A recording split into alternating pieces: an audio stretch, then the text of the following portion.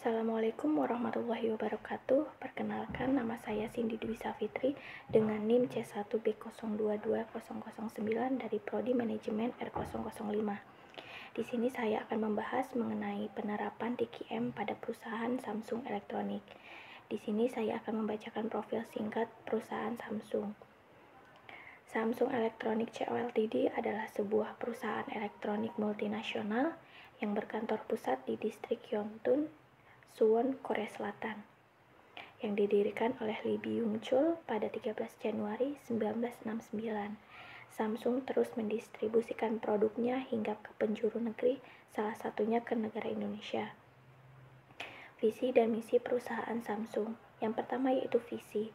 Visi Samsung sendiri yaitu memimpin pergerakan konvergensi digital. Samsung meyakini bahwa melalui inovasi teknologi saat ini, Samsung akan menemukan solusi yang diperlukan untuk menghadapi tantangan hari esok.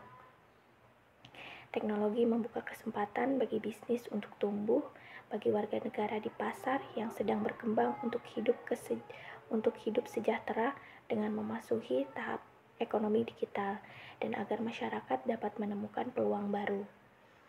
Dan yang kedua yaitu misi. Misi Samsung sendiri yaitu menjadi digital company yang terbaik. Samsung tumbuh menjadi perusahaan global dengan menghadapi tantangan secara langsung.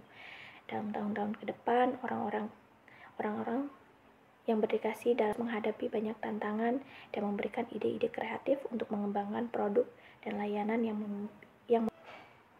kecerdasan mereka akan terus menjadikan Samsung sebagai perusahaan global yang menguntungkan dan bertanggung jawab. Selanjutnya, yaitu penerapan TQM pada perusahaan Samsung. Sebelum itu, apakah ada yang tahu apa itu TQM? Ya, TQM atau kepanjangan dari Total Quality Management adalah suatu pendekatan dalam menjalankan usaha yang mencoba untuk memaksimumkan daya saing organisasi melalui perbaikan terus-menerus atas produk, jasa, manusia, proses, dan lingkungannya. Lalu apa saja yang dilakukan perusahaan Samsung dalam penerapan TQM? Nah, di sini terdapat 4 strategi Samsung dalam mempertahankan posisinya untuk berada di nomor 1, yaitu yang pertama, Samsung mempertahankan basis riset yang didasarkan pada kebutuhan konsumen. Samsung akan mencari hal apa saja yang dibutuhkan konsumen, kemudian mengembangkan produk tersebut.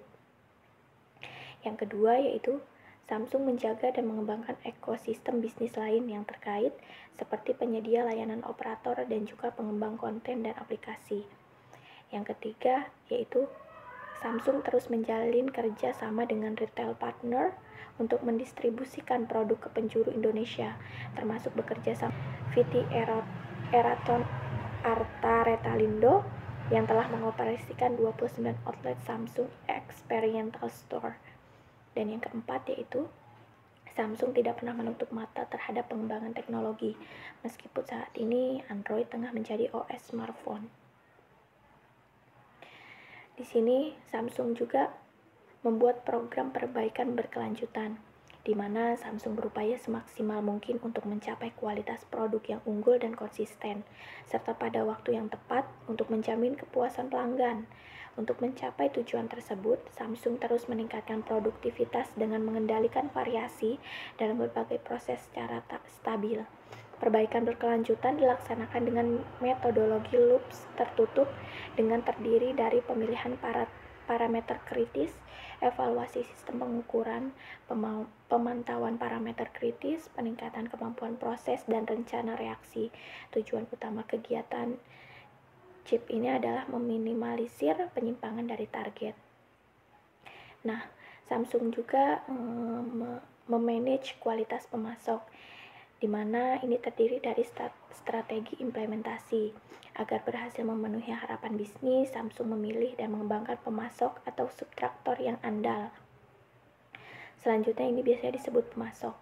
Kinerja setiap pemasok terus dinilai dan secara berkala, biasanya setahun sekali, dilakukan audit mendalam dalam hal teknologi, kualitas, pengiriman, biaya, bahkan keuangan.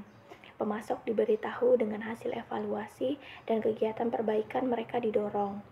Dan yang kedua yaitu kualifikasi bahan. Samsung memastikan material dengan kualitas dan kemampuan pasokan yang stabil dengan mengikuti prosedur sertifikasi. Prosedur ini dirancang untuk memvalidasi kesesuaian produk, penilaian resiko pasokan, dan kemampuan produksi melalui daftar periksa mandiri pemasok dan audit lokasi produksi.